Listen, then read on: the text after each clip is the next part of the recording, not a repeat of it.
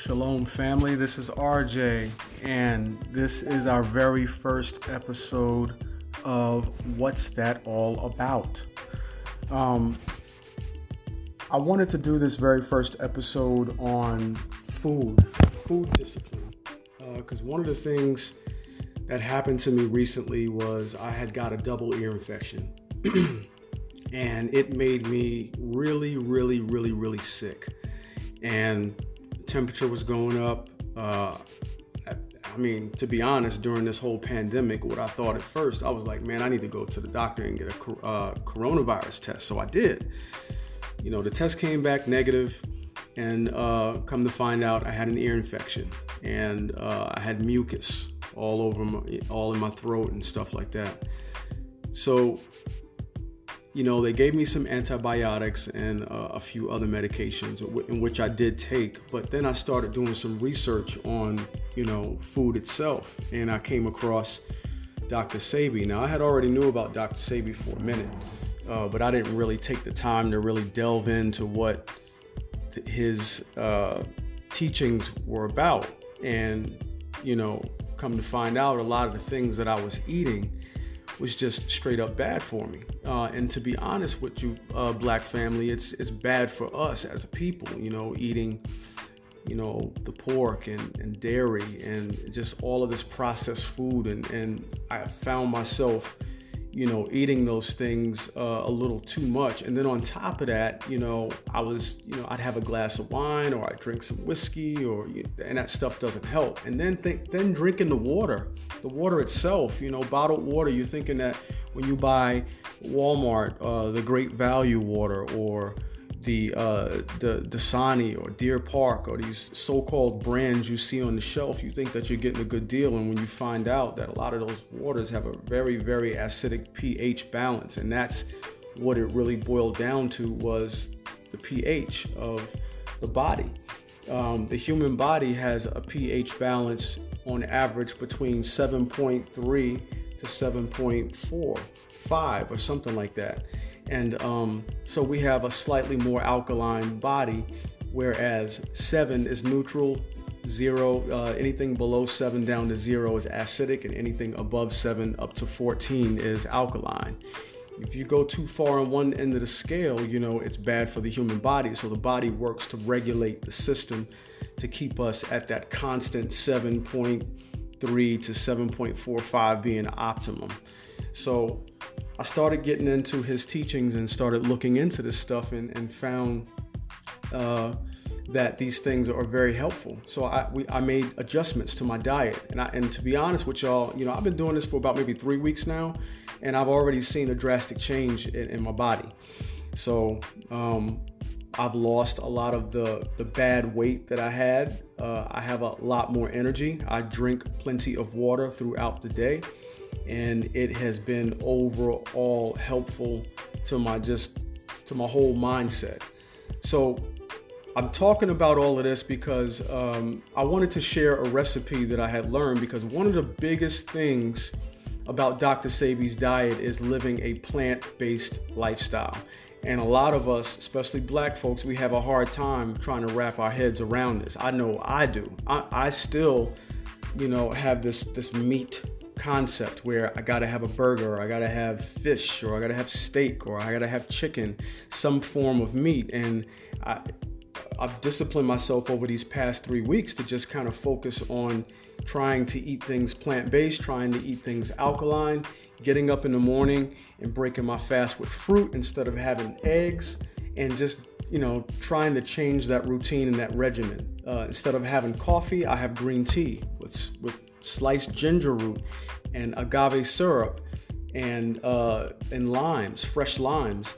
So changing those habits, you do that 5 to 7 times, it becomes a habit. So I no longer drink coffee in the morning. I drink tea instead. I drink water throughout the rest of the day, and then I have tea again at night before I go to bed, instead of having a glass of wine or a glass of whiskey.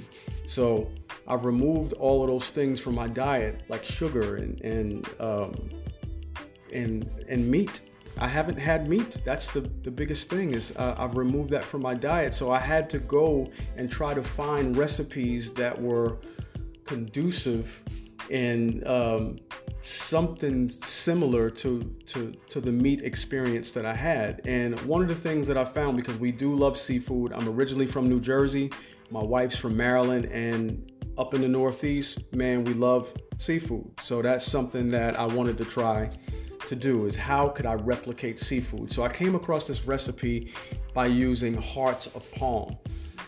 You can buy this stuff, all of these ingredients and stuff, you can buy it in Walmart, and they're very easy to use, very easy to access, and they don't cost as much as you think they do. The most expensive thing on this list will be the oils, because instead of using stuff like vegetable oil, canola oil, and sunflower oil and stuff like that, those oils are not necessarily good for the body because it's high in saturated fat. So it's best to use things like grapeseed oil or avocado oil and olive oil, and which olive oil you shouldn't use when cooking or frying. You should eat that and consume it raw. So let's go over these ingredients. The ingredients are you're going to need hearts of palm. You can buy this at Walmart. They come in cans, preferably in cans in a brine. Gluten-free flour, pretty much any gluten-free flour. Nutritional yeast, seaweed. The seaweed is going to be used for the seafood flavor, to give you that fish-like flavor. So that's going to be most important. Spring water. If you can't get your hands on spring water, buy some alkaline water. Essentia is a really good brand of alkaline water that I like to use. It has a pH of 9.5, which is really high, and this is legit water.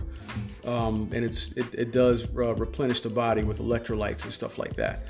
Garlic powder, Cajun seasoning, sea salt, black pepper, and Zatarain's gluten-free fish fry. That's going to be for your dry batter. So all of the other ingredients that I named before, that's going to be for your wet batter. So with the hearts of palm, 1 to 2 cans, depending on how many you want to serve, how many people's going to be eating. You're going to need 2 cups of the gluten-free flour, 2 tablespoons of nutritional yeast, 1 cup of seaweed for the seafood flavor, 1 to 1.5 cup of the spring water, and that's just going to be depending on how thick of a consistency you want your wet batter to be.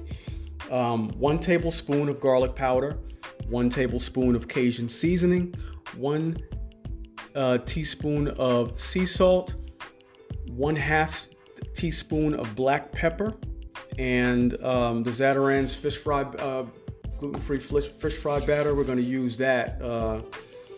I use the whole bag for that. And I usually just put that in a big Ziploc bag because I'll just throw the fish in there, shake it around. And then you use the either grapeseed oil or avocado oil. I like to use grapeseed oil. I think it fries a lot better, but it really depends on your preference. And then lastly, you're going to need panko breadcrumbs. That's the only thing on the list that's going to have some bit of some acidity to it. They do have gluten-free panko breadcrumbs, but in this instance, I use just plain Jane Walmart panko breadcrumbs.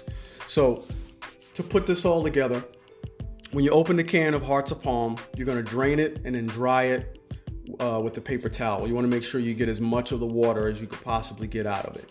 And when they in the can, they're going to be in little stalks, and they have a consistency that's almost kind of like shrimp or crab. It's actually kind of crazy on how some of these plants can mimic actual meat. But what I do is I split the palm open in half, but I don't separate it completely. So I split it in half to kind of butterfly it a little bit, and then I'll take a knife at one end, and then I'll just cut little slits at the very end to make it look like a painter's brush at the end. And that's going to do is that's going to give it that fillet look when it's battered and it's cooking in the oil. Once you do that with all of the hearts of palm, you're going to set that aside. Now, for the wet batter mix, you're going to mix together gluten-free flour, the nutritional yeast, the seaweed. You're going to take that and crumble it up. You can take the whole bag. They come in sheets, but you can just take it and crumble it up. If you have a food processor, you can process it into nice, fine little flakes. And then you're going to add the garlic powder, Cajun seasoning, the sea salt, and black pepper. And then you'll add the spring water. Now what I do is I like to pour a little bit of spring water and then mix and keep pouring until I get the consistency that I'm looking for. I like mine to be about as thick as pancake batter. So that's going to really depend on how you want your batter to come out. Then once you do that and you made your wet batter, you're going to take those hearts of palm, you're going to dip it into the wet batter, and then, of course, make sure they're covered all the way around. Then you're going to roll them in the Zatarain's gluten-free fish fry batter.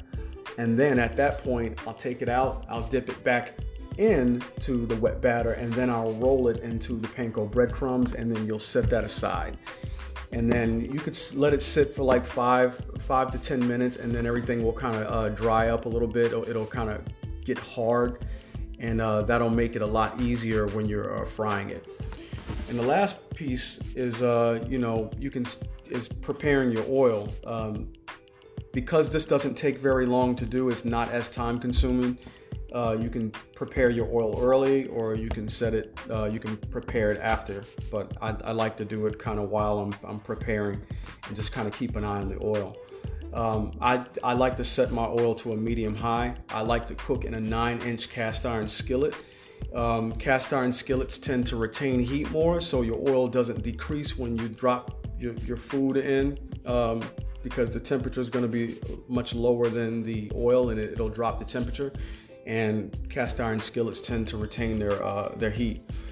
I'll place about 4 pieces in there at a time, and I'll cook until they're golden brown. But guys, remember, the hearts of palm, straight out of the can, they can be eaten raw. So you're not trying to cook the hearts of palm until they're done. You're basically cooking until the batter is golden brown. This is just to give you that texture of crispiness, of having fried fish. And I usually cook it about 2 to 3 minutes on each side. And you remove it from the pan, place it on the wire rack to remain the crunch texture. I'll garnish my stuff with a little bit of lemon juice, and to give it that, that restaurant type feel. And then I'll dip it in my tartar sauce, and it's great. My wife likes to eat hers with hot sauce, and hell, that works too. So I really wanted to share that because, making these adjustments in our food regimen is important, especially as we get older. When you're young, your body is a little bit more resilient, and it can kind of disregard a lot of the junk that you put in your body. But it's just like anything, man. If you buy a car and you keep beating it up and beating it up and beating it up, man, over time it's just going to be really hard to repair a lot of the things that's wrong with it. Not to say that it can't be repaired, it's just going to require more work. So making these adjustments have definitely put me on a path to be a little bit more health conscious. I haven't quite completely crossed over into that vegan lifestyle, but I am almost there. I'm damn near terrified to eat some of the meats that we have in the market because, I blew a lot of that stuff off, man, in my youth. We don't know how these animals are raised. We don't know what type of food they're giving these animals. And we don't necessarily know how they're being slaughtered. Not to necessarily say that is super important, but to some degree it is important. There's been too many instances of outbreaks of diseases coming from animals, and that those same diseases being passed on to us, and still we aimlessly go into the grocery stores and we pick up these steaks, we pick up these processed hot dogs and chicken patties and all of these things that are very easy because of the high-paced lifestyles that we have today. We just gotta think of it in a way that makes a lot more sense. And I actually got this information from listening to a podcast where Dr. Sebi's children were on there, and they brought up an interesting point. They said, we spend a lot of our time and money and effort when we go and purchase things. Like you go into a store and you buy an electronic, you will sit there and you will go through all of the specs to ensure that you get the best possible piece of electronic, whether it's a phone, a TV, or whatever, even if it's a car or a pair of shoes. But we focus on quality when it comes to things, and then we go into the grocery store and then we're willing to compromise on our own health. And that was one of the things that I found interesting, because I did those very same things. I dropped, $500-$600 on some new TV or whatever, and then you go in the grocery store and you complain about what, $2 a pound for some organic tomatoes when I can get the 99-cent joints over here. Yeah, that's where we're at, and I had to think about that. So now I'm starting to make more conscientious decisions when I'm in the grocery store, and not necessarily being overwhelmed with price, because I only got one body and I only have one life, and I want to be here for as long as I can for my children and hopefully grandchildren, for years to come. I know that I can't live forever. We all know that, but we got to try to make the best out of the life that Yah has given us. So I want to leave you guys with that, and I hope that you guys find something useful with this. If you have any suggestions or any recipe ideas, be open to let me know, and we can share it. We can talk about it, and I can bring this on the next podcast. I'm going to cover a variety of topics here. It's going to be family stuff, man, Black family stuff, food stuff, marriage stuff, the stages of parenting, man. When you have a child that's an infant, then you have the adolescent phase, you have the teen phase, and now you have the adult phase, and then you have the adult phase with children. So now you're a grandparent. The phases of parenting that changes as your children get older. Finances, something that isn't really typically talked about in the Black household back during my time. I'm 43 years old, so when I was coming up, it just wasn't talked about. Nobody talked about really saving money or investing money or starting a business. Those things just weren't discussed. So we need to start doing these things now as a people. We need to learn to break the cycles of our parents and grandparents, because they were left to their own devices and they only knew what they knew. Not to say that they were wrong, they just only knew what they knew. And we that know now, we have to be able to pass this on to our generations to come. Once again, guys, my name is RJ. I love you guys. I hope to continue to do more. I'm looking for more topics to share. I'm also willing to learn. So if there's some information I put out that was wrong or you have a better source, please let me know. I'm open, and I am also humbled to be able to do this. You guys have a great day. Peace and shalom.